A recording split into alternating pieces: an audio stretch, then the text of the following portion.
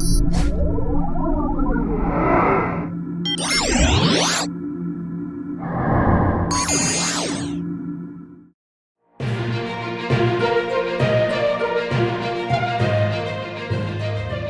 there, it's that time of week again with me, Rich Cooper, giving you COAP Online's AvGeek Week.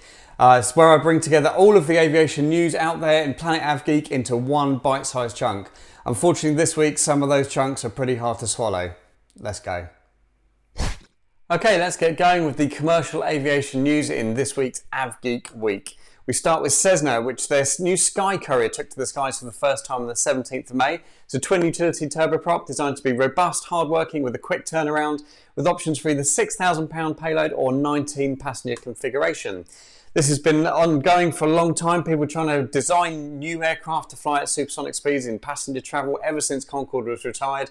But aerospace innovator Aviation has taken a step forward this week by choosing Melbourne in Florida as its potential manufacturing base.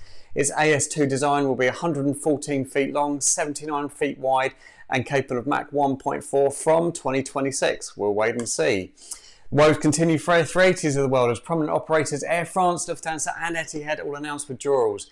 Air France is going to withdraw its entire fleet, Lufthansa 50% and Etihad thought to be the same as well. So really torrid time for that particular airliner. Airlines continue to find a lifeline though in cargo demand and have been working hard to reconfigure their capacity as a result. One example here is Finnair, which has modified two of its A330s by removing all economy class seats to allow for cargo to be secured in the actual cabin as well as the cargo hold itself, doubling its capacity. Unfortunately, we heard about a Pakistan International Airlines A320 crashing just as we were recording today on the 22nd of May.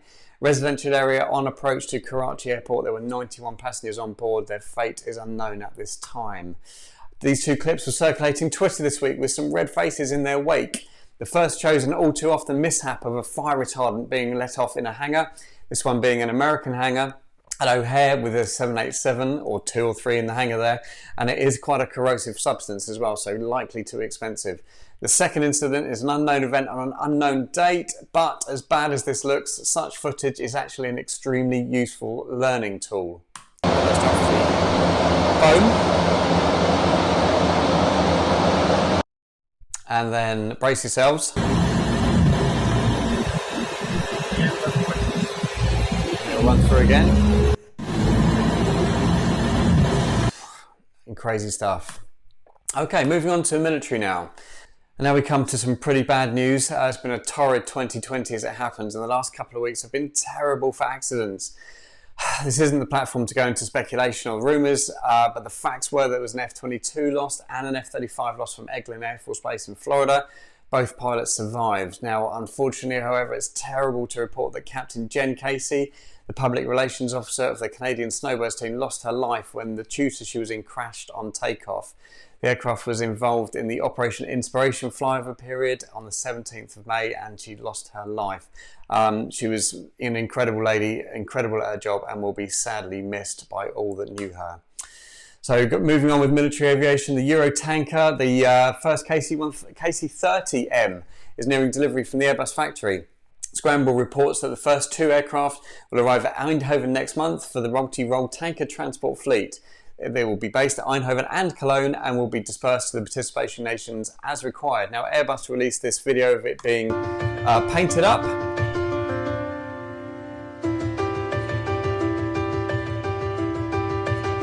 And it goes on to show the actual painting process, which is fascinating. I thoroughly recommend looking at that on the Airbus website and their social media channels. It's very good, very interesting, very detailed about particularly on the logo on the tail. Incredible stuff. And then it finishes with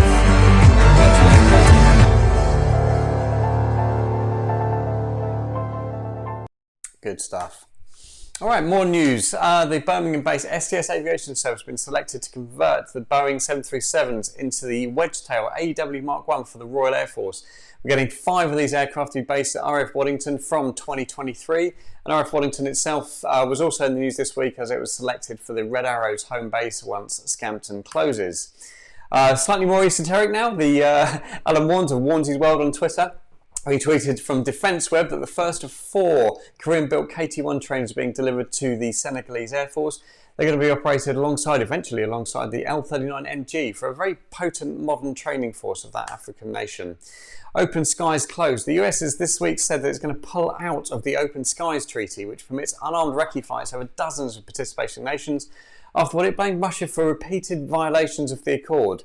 The Trump administration is believed to be looking at alternatives and going to renegotiate that contract with Russia, but certainly until that happens, it has said it is no longer participating in that accord.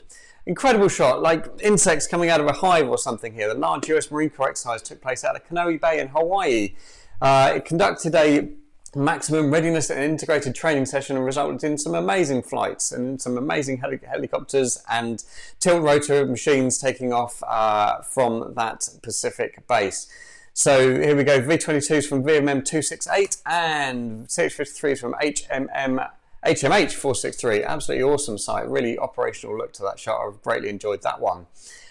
This shot could have been better in my point of view. They could have found some better, better backdrops, or I don't know, obviously there's a million factors involved here, but certainly even the framing of that, I mean, it's allowed me to sit inside the framing of it quite nicely, but yeah, I'd like to have seen a bit more to come out of that sortie. But the US Air Force B-1s again headed over to Europe this week for long-range strategic bomber task force missions, this time over the Nordic region, with Norwegian F-35s, RAF Typhoons and Swedish Gripens all undertaking joint ops. This is an incredible image. Look at that. What a great bit of foresight and imagination. USAF B-1s also completed what was called a 24-hour sprint from Guam in the Pacific Ocean all the way up to Alaska. And USAF Senior Airman River Bruce take a bow. Well done, that person. Scramble showed this video of a first Argentine Super Étendard, ex-French, on the move this week. This clip was from the fire service at Bahia Blanca. The first ex-French Navy machine had its engine installed in March, and this clip was dated in May from Hernan Casciani. Apologies for the pronunciation if that's wrong, from Bunker Argentino. What a sight. Great stuff. And guess who's back? Two flights of two F-117s were spotted this week, flying over Los Angeles. The first pair was in cloud, so it wasn't actually seen, but it was very definitely heard. And then a couple of days later, they came back. Hear about a little bit more of that and some previous photo shoots with these incredible jets on the Aviation Barbecue. Do subscribe to that YouTube channel. Okay, moving on to some cool stuff now. So not a lot of stuff happening in the show world, so we're just concentrating on the cool stuff. This particular one, this fighter pics, posted an astounding view of a Russian MiG-29 at 11 miles above the Earth. Just look at that curvature. Beautiful stuff. Talking of curvature of the Earth, if you don't follow the 9th Reconnaissance Wing Commander on Facebook, you need to. Not only is Colonel Andy Clark a great social media expert, but the images coming out of Beale Air Force Base are often out of this world, quite literally. Oh wow, Cuban Beast, this Cold War Soviet aircraft Facebook page is another one worth your attention, with gems such as this red-hot Cuban Air Force MiG-23 screaming along at low level. Breaking aviation news on Twitter posted this incredible Boeing 727 takeoff and calling it a performance check. So there's a couple of stills there of this, and you might want to duck as it comes towards you.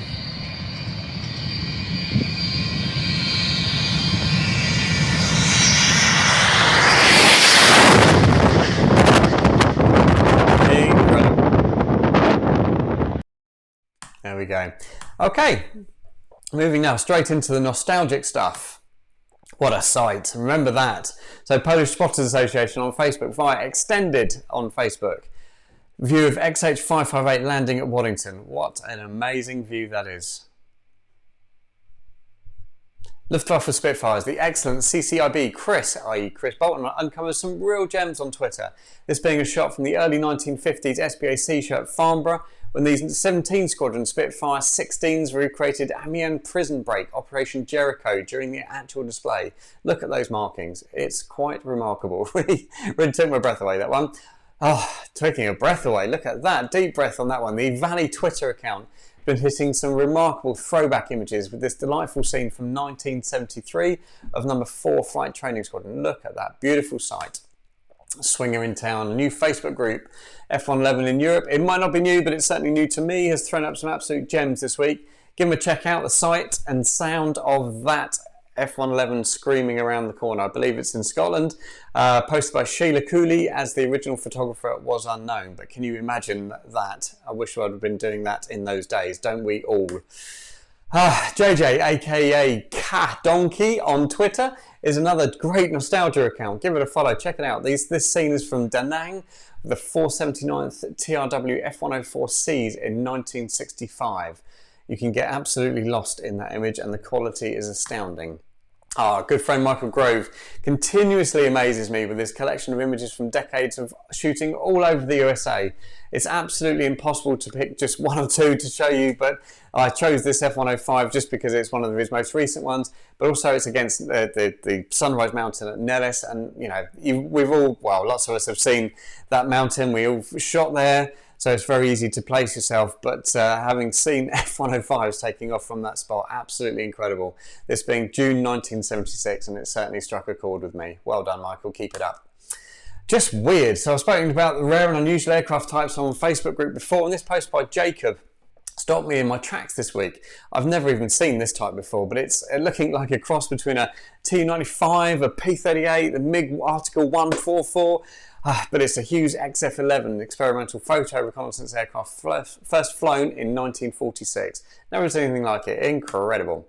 Alrighty, AvGeek Week itself now. So Planet AvGeek, where we show you what's out there for us to spend money on if we so wish.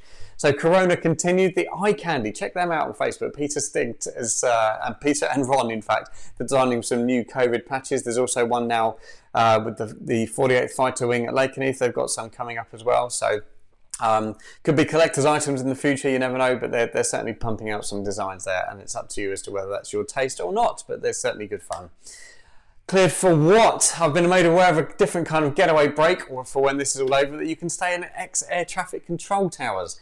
Go to controltowerstays.com and enjoy the B&B at the old RAF North Creek ATC Tower.